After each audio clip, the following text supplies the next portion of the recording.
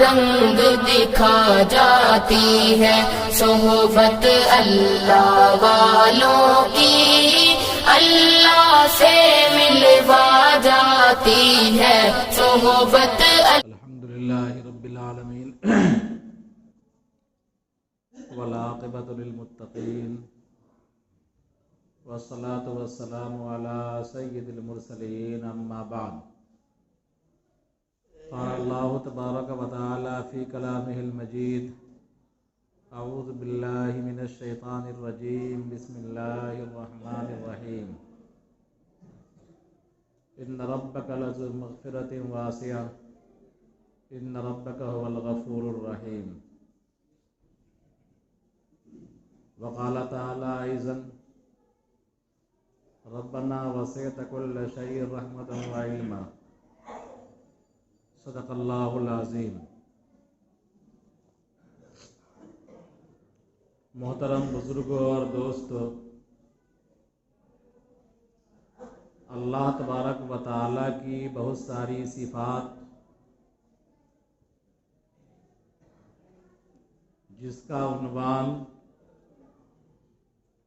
تقریباً 99 ناموں سے قرآن کریم کے جو مصاحف ہمارے یہاں پائے جاتے ہیں، کہیں شروع میں اور اخیر میں درج ہوتے ہیں، انہی صفات میں سے ایک عظیم صفت اللہ تعالیٰ کی رحمت ہے، اور ہم اور آپ مسلمان ہیں، اپنی زبانوں سے اللہ تعالیٰ کی صفاتوں میں سے جس صفت کا سب سے زیادہ تذکرہ اپنی زبانوں سے ہم کرتے ہیں وہ رحمان ہی ہے، رحیم ہی ہے، اس لیے کہ ہم بندہ مومن ہیں،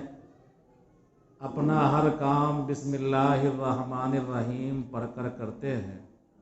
جس میں الرحمن بھی آتا ہے، الرحیم بھی آتا ہے، اور یہ امت محمدیہ علی صاحبہا الصلاۃ والسلام، یہ امت اللہ تعالیٰ کی محبوب امت ہے، پیاری امت ہے۔ ایک مشہور محاورہ ہے، فارسی کا جملہ ہے کہ رحمت حق بہانہ می جوید، کہ اللہ تبارک و تعالیٰ کی رحمت بندوں کی مغفرت کے لیے، بندوں کو معاف کرنے کے لیے بہانہ ڈھونڈتی ہے۔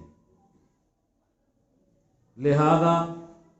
جناب نبی کریم صلی اللہ علیہ وسلم نے ایک موقع پر ارشاد فرمایا، لا تحقرن شیئا من المعروف، کہ نیکی کا معمولی کام بھی معمولی نہیں ہے، اس کو حقیر نہ سمجھو، بلکہ پتہ نہیں کون سا عمل ہمارا اللہ کے یہاں مقبول ہو جائے اور اللہ تعالی ہماری مغفرت فرما دے، کوئی نہیں جانتا، اس لیے کہ اللہ کی رحمت بہانہ ڈھونڈتی ہے بندوں کو معاف کرنے کے لیے۔ اللہ تبارک و تعالی نے اپنی رحمتوں کو شمار کرانے کے لیے قرآن کریم میں ایک سورہ ہی اتار دیا جس کا نام ہی سورہ رحمان ہے، جس کو قرآن کی زینت کہا جاتا ہے۔ یہ زینت القرآن ہے، قرآن کی زینت ہے۔ اس میں اللہ تبارک و تعالی ظاہری باطنی نعمتوں، عنایتوں اور اپنی رحمتوں، اپنی برکتوں کا ذکر کیا ہے اس پورے سورے کے اندر۔ لہذا ہم کو اور آپ کو اللہ کی رحمت پر مکمل بھروسہ رکھنا چاہیے، اور نیک عمل میں سبقت کرنا چاہیے، کسی بھی نیک عمل کو حقیر نہیں جاننا چاہیے۔ میں نے کہا کہ یہ امت پیاری امت ہے، اللہ تبارک و تعالی نے اس امت پر رحم فرمانے کے لیے، اس امت کی مغفرت فرمانے کے لیے اس امت پر الطاف و عنایات کی بارش کرنے کے لیے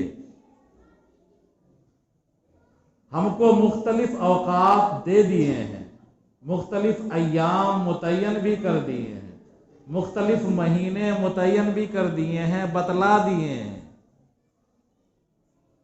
کہ ان مہینوں میں، ان ایام میں، ان راتوں میں اللہ تبارک و تعالیٰ کی رحمت خاصہ تمہاری طرف متوجہ ہوتی ہے۔ لہذا اے بندہ مومن، جب اللہ کی رحمت تمہاری طرف متوجہ ہو رہی ہے اور تم غفلت میں پڑے رہ جاؤ، لاؤبالی پن میں وقت گزار دو، یہ انصاف کا تقاضا نہیں ہے، بلکہ تم بھی اللہ کی طرف متوجہ ہو جاؤ اور اللہ تعالیٰ کی رحمت جو برستی ہے اس رحمت کو لوٹنے والے بن جاؤ، اس رحمت کو حاصل کرنے والے بن جاؤ۔ میں نے کہا تھا کہ خدا کی رحمت بہانہ ڈھونڈتی ہے مغفرت کے لیے، پتہ نہیں کون سا عمل اللہ کو مقبول ہو جائے بندے کا اور اللہ اس کی مغفرت فرما دے۔ حدیث کے اندر کئی واقعات ہیں، مشہور واقعہ ہے جو آپ سب جانتے ہیں کہ ایک بدکار عورت تھی، اس نے ایک پیاسے کتے کو پانی پلا دیا،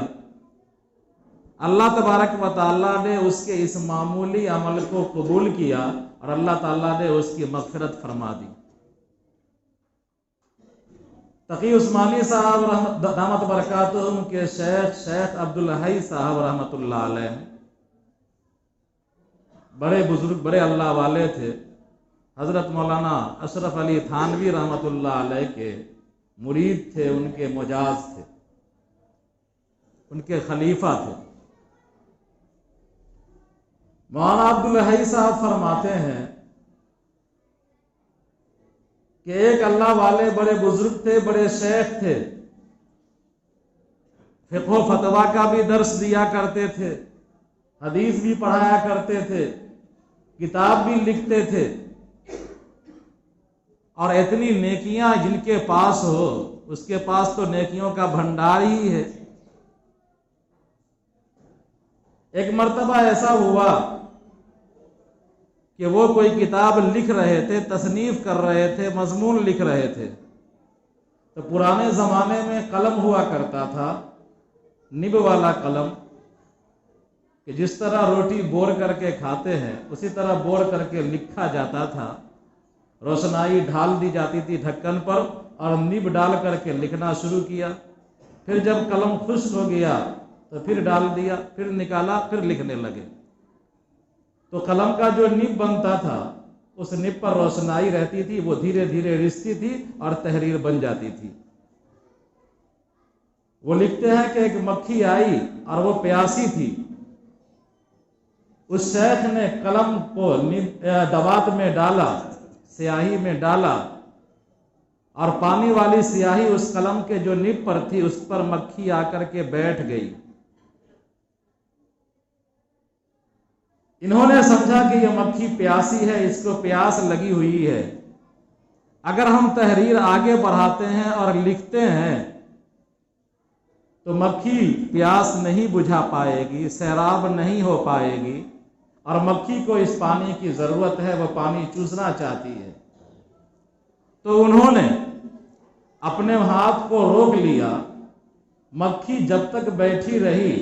روشنائی چوستی رہی، انہوں نے ہاتھ کو حرکت نہیں دیا۔ جب مکھی سیراب ہو گئی تو پھر انہوں نے لکھنا شروع کیا۔ انہوں نے لکھا ہے کہ ان کا انتقال ہوا، انتقال کے بعد کسی نے خواب میں دیکھا کہ شیخ فرما رہے ہیں کہ میرا خیال تھا کہ اتنی ساری نیکیاں کام آئیں گی، لیکن ان نیکیوں کا کوئی چرچا بھی نہیں ہوا، اور اللہ تبارک و تعالیٰ نے اس مکھی کے میرے نب پر بیٹھنے اور میرے ہاتھ کو روکنے کی وجہ سے، اس کو سیراب کرنے کی وجہ سے اللہ نے میری مغفرت فرما دی۔ تو اسی لیے خدا کی رحمت بہانہ ڈھونڈتی ہے۔ یہ تو اللہ والوں کے واقعات ہیں۔ احادیث کے اندر آتا ہے، جناب نبی کریم صلی اللہ علیہ وسلم نے ایک موقع پر ارشاد فرمایا کہ قیامت کے دن ایک تاجر کو لایا جائے گا، اس تاجر کے پاس کوئی نیکی کا خزانہ نہ ہوگا، نہ اس کے پاس نمازیں زیادہ ہوں گی، نہ روزے ہوں گے، نیکی کا کوئی بھنڈار اس کے پاس نہیں ہوگا، لیکن اس تجارت کرنے والے فرد کے پاس اخلاق اچھے ہوں گے۔ اس نے دنیا کے اندر جب تجارت کی تھی تو وہ کرتا کیا تھا کہ جو تنگ دست لوگ ہوا کرتے تھے ان سے ادھار لیا کرتے تھے تو تقاضے میں سختی نہیں کرتا تھا۔ اگر اس نے وقت فیل کر دیا، وقت پر رقم ادا نہیں کیا تو مزید مہلت دے دیا، دیکھا کہ ادائیگی کے لائق نہیں ہے تو معاف کر دیا، مالدار ہے وقت پر پیسہ نہیں دے سکا تو اس نے مالدار کو بھی مہلت دے دیا۔ تو اس تاجر کے پاس یہی ایک چیز تھی، اس کے پاس عبادتوں کا بھنڈار نہیں، صوم و صلات کا بھنڈار نہیں، تسبیحات ذکر و اذکار کا بھنڈار نہیں، لیکن اس کی یہی ایک نیکی ہے، حسن اخلاق ہے کہ وہ مالداروں کو بھی ڈھیل دیتا تھا تقاضا وصول کرنے میں، اور غریبوں کو بھی ڈھیل دیتا تھا تقاضا وصول کرنے میں۔ اللہ تبارک و تعالیٰ نے اس کی بھی مغفرت فرما دی۔ جناب نبی کریم صلی اللہ علیہ وسلم نے فرمایا کہ تمہارے اس عمل کی وجہ سے میں نے تمہارے سارے گناہ معاف کر دیے، تمہاری مغفرت فرما دی۔ روایت کے اندر ایک اور واقعہ ہے کہ جناب نبی کریم صلی اللہ علیہ وسلم نے ارشاد فرمایا کہ کسی زمانے میں ایک شخص تھا، وہ اللہ سے بہت زیادہ خائف رہتا تھا، اللہ سے بہت زیادہ ڈرتا تھا، نیکیاں اس کے پاس نہیں تھی زیادہ۔ اس نے مرنے کے وقت وصیت کی کہ اپنے بچوں کو کہ ایسا کرنا جب میں مر جاؤں تو میرے مرنے کے بعد میرے بدن کو جلا دینا، راکھ کو اڑا دینا، اس لیے کہ مجھے ڈر ہے کہ اللہ تبارک و تعالیٰ مجھے دردناک عذاب دے گا۔ ان کے ورثاء نے ایسا ہی کیا، اللہ کے یہاں پیشی ہوئی، اللہ تعالیٰ نے پوچھا اس سے کہ تو نے ایسی وصیت کیوں کی تھی کہ تمہاری لاش کو جلا دیا جائے، راکھ کو ریزہ ریزہ کر کے اڑا دیا جائے؟ تو اس شخص نے کہا اللہ آپ کا ڈر تھا، کہیں ایسا نہ ہو کہ ہماری باڈی رہے اور آپ دردناک عذاب میں ہم کو مبتلا کریں اور ہم نشان عبرت بن جائیں دنیا والوں کے لیے، اور عذاب کا مظاہرہ دنیا کے اندر ہو جائے۔ یا اللہ تیرا ڈر تھا، تیرے ڈر کی وجہ سے میں نے وصیت کی، اللہ تعالیٰ اس کو بھی معاف فرما دے گا۔ حدیث کے اندر آتا ہے ایک واقعہ اور ہے جناب نبی کریم صلی اللہ علیہ وسلم، صحیح روایات، مسلم کی روایات ہے، جناب نبی کریم صلی اللہ علیہ وسلم نے ایک موقع پر ارشاد فرمایا کہ قیامت کے دن ایک شخص کو لایا جائے گا اور لانے کے بعد اس کے سامنے میں گناہوں کا انبار ہوگا، گناہوں کا دفتر ہوگا۔ اپنے گناہوں کو دیکھ کر کے اس کو یقین ہو جائے گا کہ میں تو جہنم کا مستحق ہوں ہی، اتنے میں اعلان ہو جائے گا کہ جہنم میں جاؤ، داخل کرو اس کو جہنم میں، تم چلے جاؤ جہنم میں۔ وہ دوڑتا ہوا جائے گا جہنم کی طرف، فرشتے روکیں گے، اللہ تعالیٰ پوچھے گا کہ تو کیوں دوڑتا ہوا جا رہا ہے جہنم کی طرف، تیزی کس سے جا رہا ہے؟ تو وہ شخص کہے گا کہ اللہ تعالیٰ ہم نے ہمیشہ آپ کی نافرمانی کی، تو سوچا آج تو آپ کے حکم کی تعمیل کر لوں، اللہ تبارک و تعالیٰ اس کی بھی مغفرت فرما دے گا۔ یہ حدیث کی روایات ہے۔ تو کہنے کا خلاصہ یہ ہے کہ اللہ کی رحمت بہانہ ڈھونڈتی ہے اور کسی بھی نیک عمل کو حقیر نہیں سمجھنا چاہیے،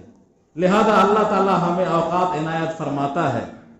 کبھی شب برات کا موقع عنایت فرما دیتا ہے، کبھی لیلۃ القدر کا موقع عنایت فرما دیتا ہے، کبھی ماہ سیام رمضان المبارک کا موقع عنایت فرما دیتا ہے،